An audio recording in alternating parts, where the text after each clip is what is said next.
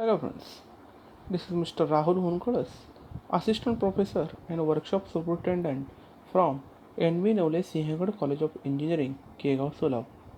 I am having teaching experience of 12 years and my specialization in mechanical design engineering. Now, today in this video, we are going to start to see the very important topic of IC engine, that is engine testing and performance enhancement. Now, according to the syllabus, this is chapter number 7. Now, what is the meaning of engine testing and why it is necessary? This is very important. Suppose, if you can take one example, an engine manufacturer company is going to design and fabricate a new engine. Now, after manufacturing of engine, its testing is very important according to their specification, according to their configuration. Testing of the engine is necessary to verify the performance of the engine as per the specification of the manufacturer. That's why testing is very important. For that, various important parameters are finding out with the help of various tests like speed test, brake power test, indicated power test, friction power test, water circulation test, exhaust gases test, temperature rise test, fuel supply test, etc. etc. Now, this is about the engine testing and why engine testing is very important and essential. Now, after this, there are different performance parameters on which we can test the engine. Now, performance parameter is an one kind of indication of degree of success with which it does its assigned the job, that is the engine job is the main engine job is to convert the chemical energy contained in the fuel into the useful mechanical energy. In evaluation of the engine performance, certain basic parameters are chosen and the effect of various operating conditions, design concept and modification on those parameters are studied. That is nothing but called as a performance parameter. Means testing is totally depend upon the performance parameters of the engine itself. Now, following are the different basic performance parameters.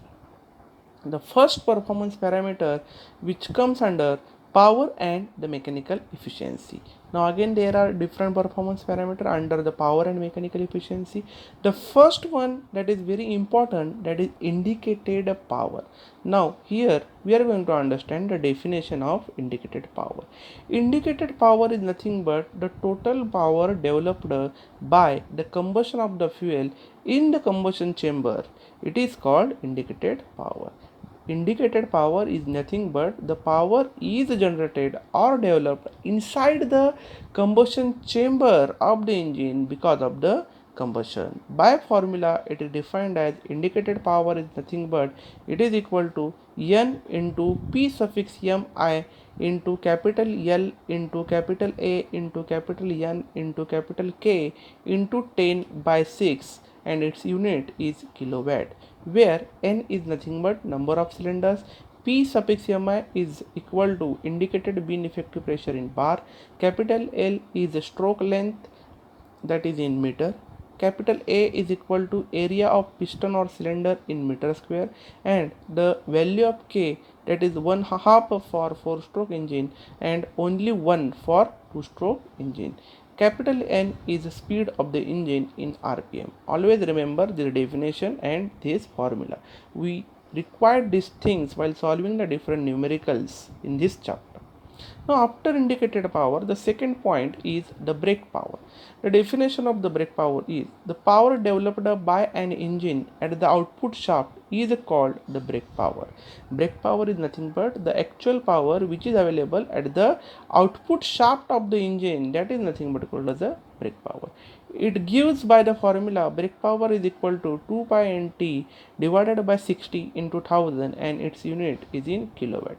We have another formula to calculate the brake power, that is omega into T, where omega is equal to 2 pi n by 60 into 1000, where n is equal to again speed of the engine in rpm, T is nothing but the torque in Newton meter, sometime in Newton mm. Then how we can calculate the torque? We can calculate the torque, that is W into R.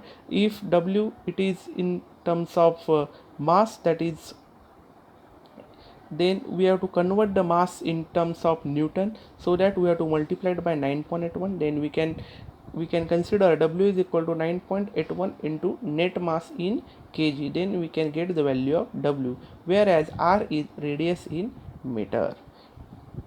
This is about the brake power. The third one, the difference between the indicated power and the brake power is called the frictional power. This is the definition of frictional power. Frictional power is equal to indicated power minus brake power. Then the fourth one, the mechanical efficiency. Generally, how we can calculate the efficiency? Efficiency is nothing but the output by input. Now in this case, the brake power is the output power and input power is nothing but the indicated power. So we can derive the mechanical efficiency, that is equal to brake power divided by indicated power. These all things comes under the first point, that is nothing but power and the mechanical efficiency. Now after this, we are going to understand the second point, that is mean effective pressure and torque. Mean effective pressure is defined as the hypothetical pressure which is thought to be acting on the piston throughout the power stroke. If it is based on indicated power, then it is called the indicated mean effective pressure, or P suffix mi or I suffix mep. If it is based on brake power, then it is called as brake mean effective pressure. It is indicated P suffix mb or B suffix mep, that is brake mean effective pressure. Similarly, the frictional mean effective pressure can be defined as frictional mean effective pressure, or P suffix mf is equal to IMEP minus B suffix mep, that is indicated mean effective pressure minus brake mean effective pressure. The torque and mean effective pressure are related by the engine size. Then after the third point, that is nothing but the specific output. Specific output is defined as the brake output per unit of piston displacement, and it is given by the formula the specific output is equal to brake power divided by area into length. Piston displacement is nothing but area into length. That's why here we have the formula area into length. For the same piston displacement and the brake mean effective pressure, an engine running at higher speed will give more power output. The fourth performance parameter is volumetric efficiency. It is defined as the ratio of actual volume of the charge drawn in during the suction stroke to the swept volume of the piston. This volumetric efficiency based on the different criteria. The first one, it is based on the displacement of the piston. Then the efficiency, volumetric efficiency formula is displacement volume divided by mass of air. The second one depend on the swept volume of piston, then its formula is volume of intake air divided by swept volume. The third criteria is based on air alone, then its formula is air consumption per stroke divided by piston displacement, where displacement volume is equal to, or it is given by pi by 4 capital D square into capital L into N by 2. This is the formula to calculate the displacement volume, where capital D is equal to bore diameter of the engine and N is equal to speed of the engine itself. The next one, that is the fifth point, that is air fuel ratio. We already discussed the meaning of air fuel ratio in the chapter of carburetor. It is nothing but it is the ratio of air to fuel. This is nothing but called as the air fuel ratio. The rich mixture, lean mixture, stoichiometric mixture, we have already studied all these things in the second chapter, that is fuel system for SI engine, in the carburetor itself. Its formula is the ratio of air to fuel is equal to mass of air drawn into the cylinder per minute divided by fuel consumption per minute. Next one, the sixth point, that is the specific fuel consumption formula or the definition. It is the mass of fuel consumed per kilowatt developed per hour and is a criteria of economical production. It is given by SFC, that is specific fuel consumption is equal to mass of fuel divided by brake power of the engine, and its unit is kg per kilowatt hour. Now after this, the next point, that is point number 7, that is thermal efficiency and heat balance. The thermal efficiency is nothing but the ratio of indicated work done to energy supplied by the fuel. If the m suffix f is equal to mass of fuel in kg, c is equal to calorific value of fuel, then the indicated thermal efficiency is given by ip, that is indicated power divided by mf into c, which this is based on indicated power. And if the indicated thermal efficiency is based on brake power, then we have the formula bp, that is brake power divided by mf into c, where mf is nothing but mass of fuel and c is a calorific value.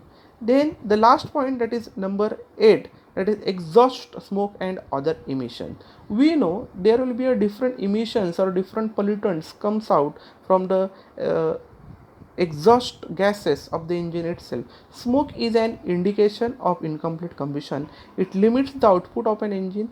If air pollution control is the consideration, then exhaust emission have of a late become a matter of grave concern, and with the informants of legislation of air pollution in many countries, that is nothing but the standard norm BS1, BS2, BS3, BS4, now in our India BS6, etc., etc. These are the legislation norms of for different countries. It has become necessary to view of them as performance parameters.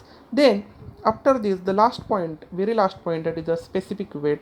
It is defined as the weight of the engine in kg for each brake power developed. It is an indication of engine bulkiness. Now this is all about for the different things about the engine performance parameter. Here we stop. We will discuss in the next lecture. Thank you.